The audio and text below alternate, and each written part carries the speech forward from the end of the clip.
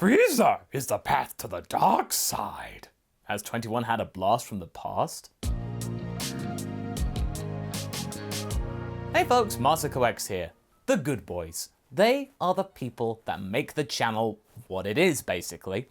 Much like with many people from Dragon Ball's past, we see a character who was against the main batch of heroes for the longest time, then become part of the goody group, either through sheer desire or, honestly, for the fact they really have no choice in the matter if they wanted to live. However, in this timeline it's a little different. This good boy was genetically modified to become good, based on an architect which was meant to be the perfect being, who would then nefariously get what they want, end the Dragon Team, and then ultimately claim the galaxy as their own, because there's a bit of Freeza in him. Thanks to the quick thinking of Krillin and a much more reluctant Trunks, this means that Cell, but not quite as we knew him, has a chance to become good, and realise their potential for being with their siblings, as well as giving the best of hugs. I mean, as well as the rest of the Dragon Ball team. Whether Vegeta wants a hug or not, it's up to him.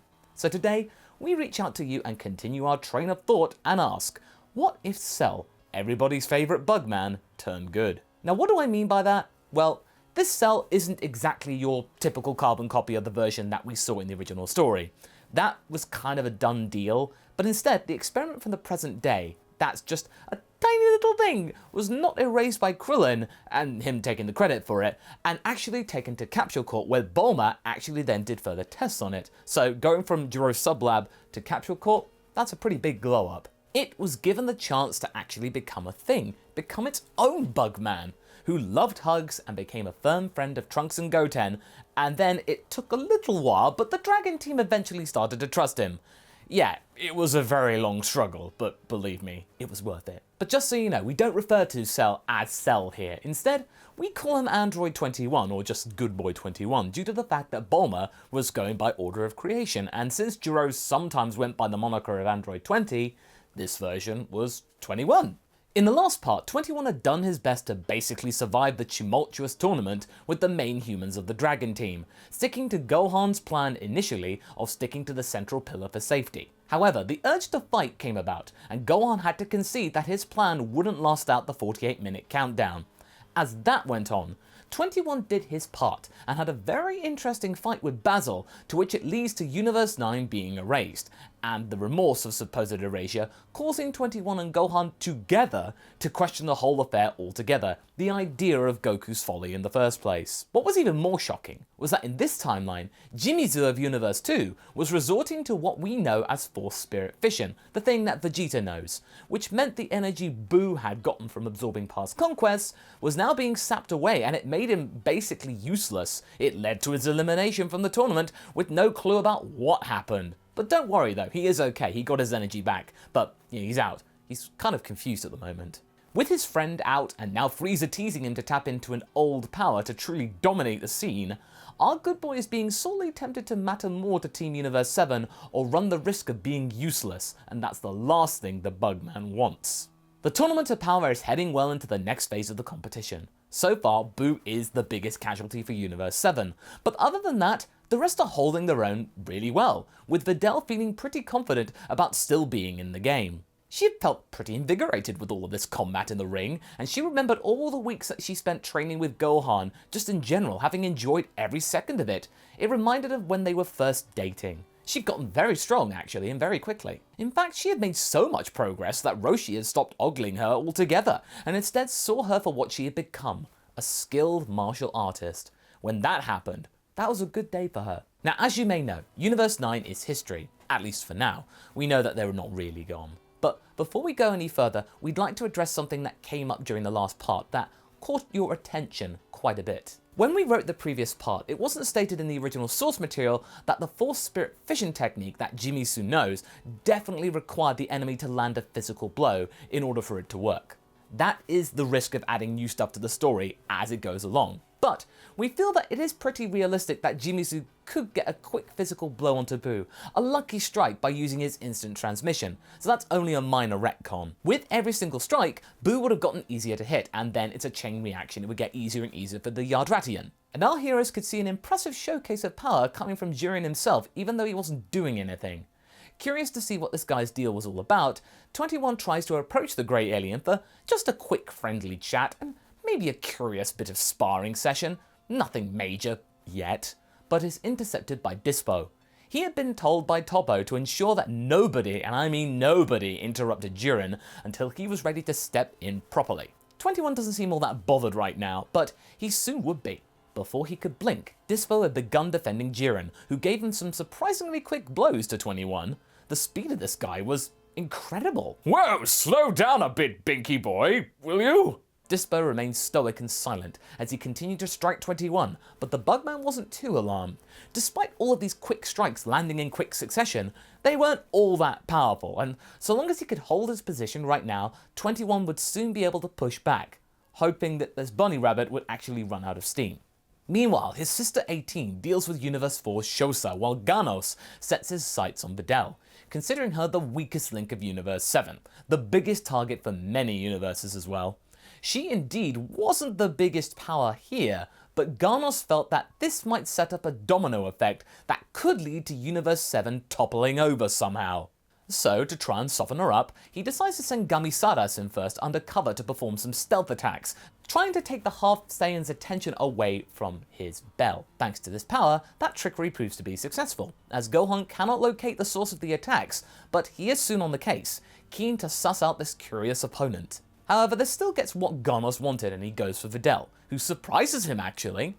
Ganos expected her to fall at the knees almost at once, without her precious partner by her side. But, in fact, she is able to block his sneak attack, and then lands some blows back, astonishing her opponent with her martial arts prowess, having seemed not all that capable at first. This all seems to be going well, but to a disadvantage, the Birdman is now resorting to things that she couldn't do. He was using ki-based and electrical attacks to which she cannot answer back. Having really struggled to comprehend it, it still took a little while for her to understand how ki works. Ganos does respect Videl's physical power, but then laments that her time was too soon. She had fought hard, but it wasn't enough in his eyes. Luckily for Videl though, Piccolo does come in to help, and together they push the spy back again and makes him all the more furious, but all the more determined. All of this then causes Ganos to become Birdman! While Piccolo and Ganos have a pretty impressive standoff, Videl is kept at the sidelines for the moment. Piccolo instructs her to go and find Gohan and rejoin with him to keep the numbers up. However, this bit of advice doesn't go down too well with her, and she remains in place. Don't tell me what to do. I know this guy. I ain't going nowhere.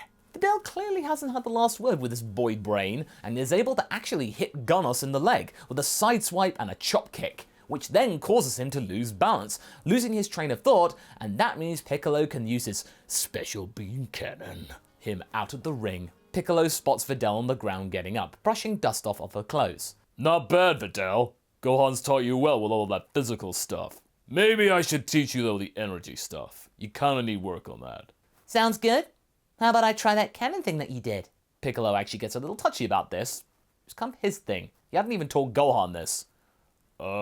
Maybe we'll work our way up to that.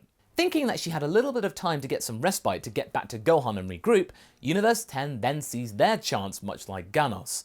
Their remaining fighters then decide to gang up on Videl as well, thinking that numbers would be on their side, that Universe 4's pest, oh he was too stupid to go up against Universe 7 twerps like that. They wouldn't make that mistake.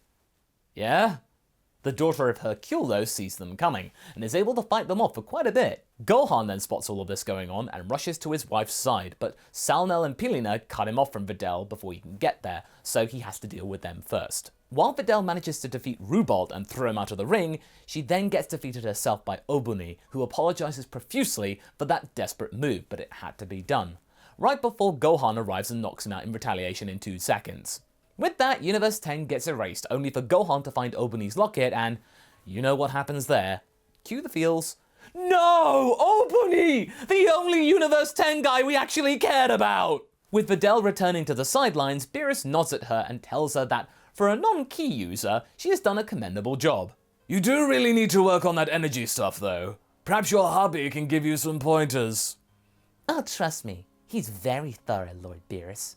Vigorous, even. Beerus doesn't get what she's saying, but Whis does and chuckles behind the cat's back. Oh my. Back in the arena, Gohan is blaming himself for not being able to protect Videl. But as he keeps putting himself down, he then hears a loud shout coming from the stands.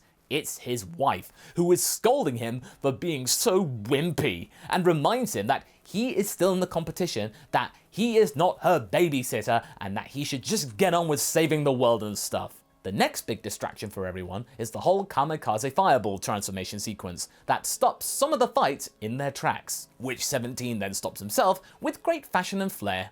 As always, 17 gets scolded, but not this time by just Ribrianne, but by 21 as well. Brother, how could you be so thoughtless? 21 sighs. One does not simply interrupt a transformation. You just don't.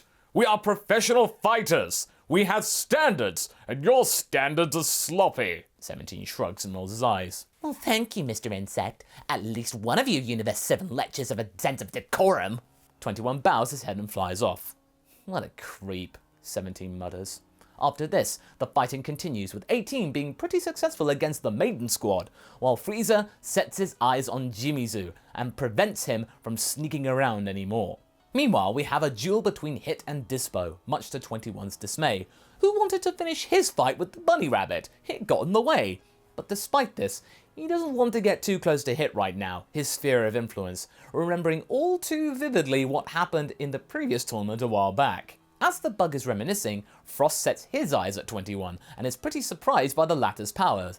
Our resident bug boy goes full bronze on him, not wanting to risk the Frost Demon doing anything too nefarious or dangerous. Keen to show Frieza something cool and mocking, he shouts over to the former Emperor as he's decking Frost in the schnoz, Hey Freeza, check it out. It's almost like I'm punching your ugly face from over here, with you watching it. He then throws Frost out of the ring. But Freeza isn't all that bothered about this Frost person in his timeline.